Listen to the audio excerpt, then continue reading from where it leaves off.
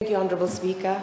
I rise to make a small yet important contribution to the debate before the House. Honourable Speaker, as noted in the 2014 General Elections Joint Report, there have been numerous concerns raised, and my colleagues have highlighted these concerns and complaints raised with the then Electoral Commission regarding the 2014 general elections process. There were legal challenges that came to court, including a legal challenge against the Supervisor of Elections, Mohammed Sanim, which I was involved in when we objected to the candidacy of the current Minister for Employment, Honorable Bala, who at the time of nomination was a public officer. So, if the Supervisor of Elections had, respected the Electoral Commission and their decision, he might not be sitting here. By the way, Honorable Bala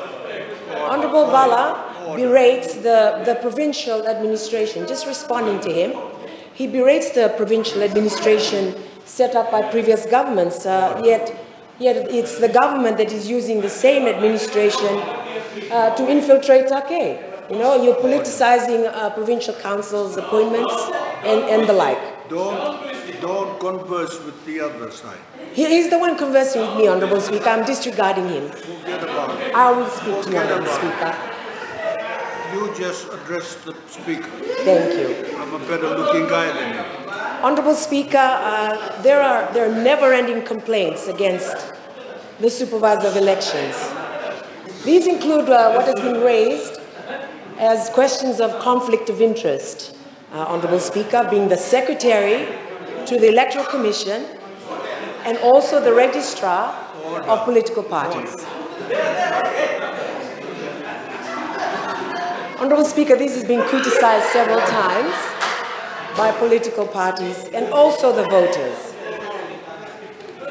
But Honourable Speaker, I wish to refer to a recent event, and this shows the extent of the Supervisor of Election and his disregard for authority, as was evident by the Fiji Court of Appeal decision when he disregarded the Electoral Commission. This is important, Honourable Speaker.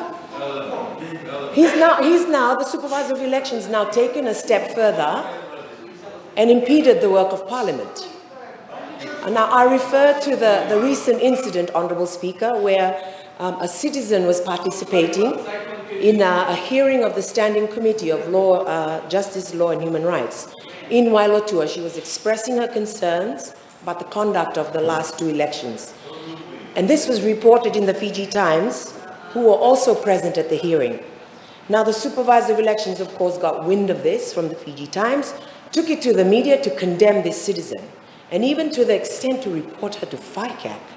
And berating the Fiji Times for printing it. Now, Honourable Speaker, so the very article he condemns, he relies on to make his decision to report this citizen. Now, Honourable Speaker, this is very concerning.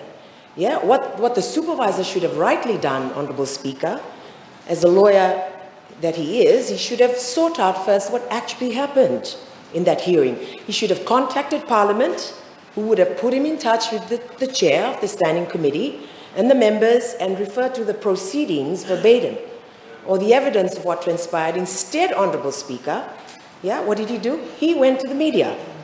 So, Honourable Speaker, the Standing Committee of Parliament has requested further consultations on the proposed amendments to the laws. And this is the very parliamentary work that had taken the committee to that village. And yet, the Supervisor of Elections, acting on his own volition, has undermined this important parliamentary process and the public consultations normally conducted where there's a protection of parliamentary privilege. Now, Honourable Speakers, these hearings, we need the public to attend.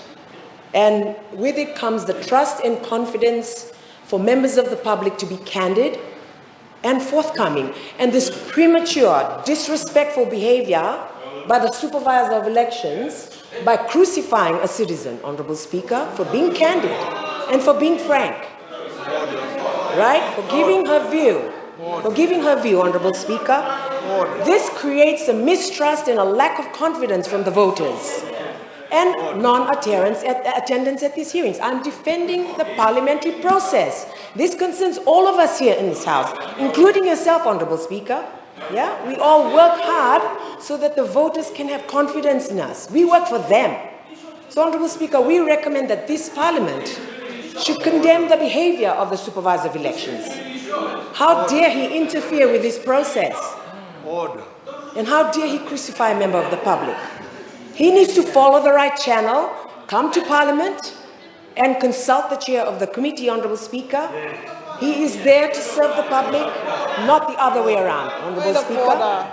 He should withdraw his complaint. Point of order. Honourable Speaker, you've already stated that we need to stick to the subject matter at hand. And he's attacking the Supervisor of Elections who is not here to defend himself. That in itself is unfair. Order. Honourable member, you've heard the point of order. So just stick to what we're supposed to discuss. Honorable Speaker, I'd like to remind the Minister for Women, who is also a lawyer, that the Supervisor of Elections is the subject matter of these reports. Whether it's 2014 or 2018, it was his behavior.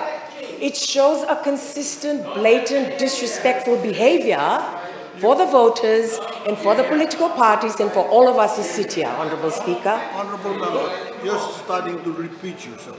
Thank you, Honorable Speaker. In conclusion, I would just like to say, Honorable Speaker, that the Supervisor of Elections needs to stay in his lane and let us do our jobs for the people. Thank you, Honorable Speaker.